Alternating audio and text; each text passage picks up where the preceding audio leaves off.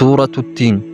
ሱረቱ ቲን የሚጀምረው ቢስሚላሂር ረሕማኒር ረሒም ወቲኒ ወዘይቱን፣ በበለስና በዘይቱን እምላለሁ ማለት ነው። እንደ ሊቃውንቱ ገለጻ በለስ ወይንም ቲንና ዘይቱን ምን ማለት እንደሆነ በርካታ አመለካከቶች አሉ። አንዳንዶች ልክ እንደተባለው በለስና ዘይቱን የተባሉትን ፍራፍሬዎች ነው ይላሉ። ሌሎች ደግሞ በምሳሌያዊ አነጋገር እነዚህ ምግቦች የሚበቅሉባቸው ሁለት ተራራዎችን ያመላክታሉ ይላሉ። አንዱ በሶሪያ ወይንም በሲሪያ፣ ሌላኛው ደግሞ በኢየሩሳሌም ወይንም በቁርስ የሚገኙ ናቸው። በተጨማሪም በእነዚህ ቦታዎች ላይ የተነሱ ታላላቅ ነብያትን ያመላክታል። አንዳንዶች በለስ የአደምና የሐዋን ዘመን ያመላክታል ይላሉ፣ ምክንያቱም ልብሳቸውን ከበለስ ዛፍ ቅጠል ስለሰፉ። ዘይቱን ደግሞ የነብዩ ኑህ ዘመንን ያመላክታል። ይህም ከጥፋት ውሃ በኋላ ምድርን ፍለጋ የላኳት እርግብ የዘይቱን ዛፍ ቅርንጫፍ ይዛ የተመለሰችበት ጊዜን ስለነበር። የሚቀጥለው አንቀጽ እንዲህ ይላል፣ ወጡሪ ሲኒን፣ በሲና ተራራም እምላለሁ ማለት ነው። የሲና ተራራ በበረከት ወይንም በዛፎች የተሞላ ተራራ ሲሆን ነብዩ ሙሳ አለይሂ ሰላቱ ወሰላም ይጎበኙት የነበረው ተራራ ነው። አንዳንዶች ይህ ተራራ ኩፋ አቅራቢያ ነው ሲሉ፣ ሌሎች ደግሞ ግብጽ ውስጥ ነው ብለው ያምናሉ። የሚቀጥለው አንቀጽ እንዲህ ይላል፣ ወሃዘል በለዲል አሚን፣ በዚህችም በጸጥተኛው አስተማማኝ ከተማ እምላለሁ ማለት ነው። አልበለዲል አሚን የተባለችው አስተማማኝ ከተማ መካን ያመላክታል። ይህች ከተማ በእስልምና ውስጥ ልዩ ቦታ አላት። ሰዎች፣ እንስሳት፣ ዛፎችና አዕዋፋት ሙሉ በሙሉ በሰላምና በጸጥታ የሚኖሩባት ናት። አላህ ሱብሓነሁ ወተዓላ ለምን በአራት ነገሮች ማለ? በቲን፣ በዘይቱን፣ በጡሪ ሲኒንና በአልበለዲል አሚን ለምን ማለ ካለን የሚቀጥለው አንቀጽ ያብራራዋል። ለቀድ ኸለቅነል ኢንሳነ ፊ አሕሰኒ ተቅዊም፣ ሰውን በእርግጥ በሚያምር አወቃቀር ወይንም መልክ ፈጠር ነው ማለት ነው። ተቅዊም የሚለው ቃል የሚያሳየው አላህ ሱብሓነሁ ወተዓላ ሰውን በአካል በመንፈስና በአእምሮ እጅግ በጣም በላጭ በሆነ መልኩ መፍጠሩን ነው። የሰው ልጅ ከሌሎች ፍጡራን በተለየ ምርጥ በሆነ የሐሳብ የእውቀትና የብልህነት ችሎታ ተባርኳል። አራቱ መሐላዎች ከነቢያት ጋር የተያያዙ ቦታዎች መሆናቸው የሰው ልጅ በበላጭ መልክ መፈጠሩን ለማሳየት የቀረቡ ማስረጃዎች ናቸው ሊባል ይችላል። አንቀጹ የሚያመላክተው የሰው ልጅ እጅግ በላጭ በሆነ መልክ ፈጠር ነው፣ ይህም እስከ ነብይነት ደረጃ የደረሱ ሰዎችን አስገኝቷል የሚለውን ይጠቁማል።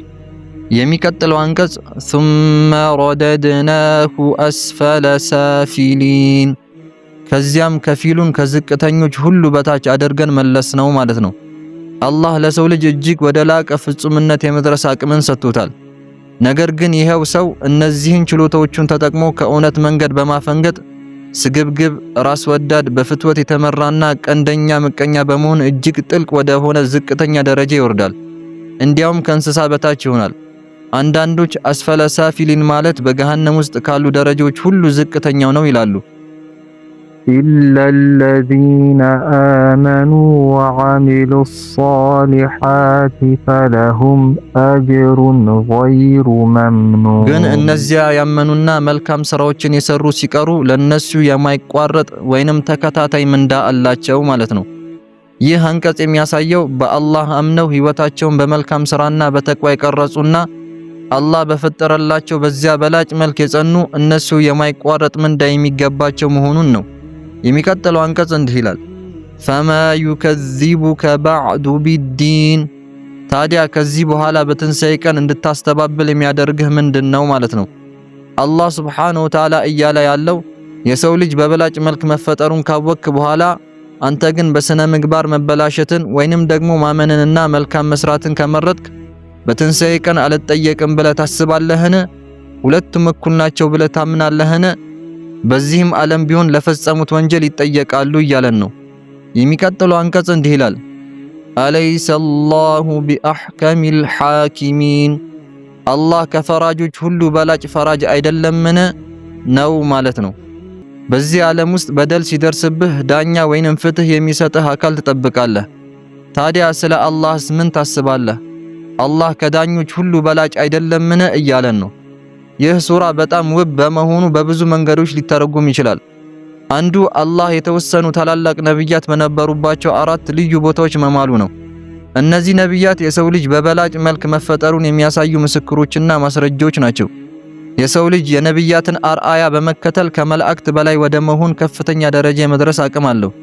በተመሳሳይ ሁኔታ የሰው ልጅ ላለማመንና በስነ ምግባር ለመበላሸት ከወሰነ ግን ራሱን ወደ ዝቅተኛ ደረጃ እንዲያውም ከእንስሳት በታች ያወርዳል። ታዲያ እንዴት በስነ ምግባር የተበላሸው ሰው እና ያመነውና መልካም የሰራውን ሰው ያለምንም ፍርድ እኩል ይሆናሉ ተብሎ ይጠበቃል? አላህ ከፈራጆች ሁሉ በላጭ ፈራጅ አይደለምን? ታዲያ ይህንን እያወቅ ዲንን እንድትክድ ያደረገህ ነገር ምንድነው? በአላህ ዘንድ ትፈርዳለህ የሚል ትርጉም ይሰጣል። صدق الله العظيم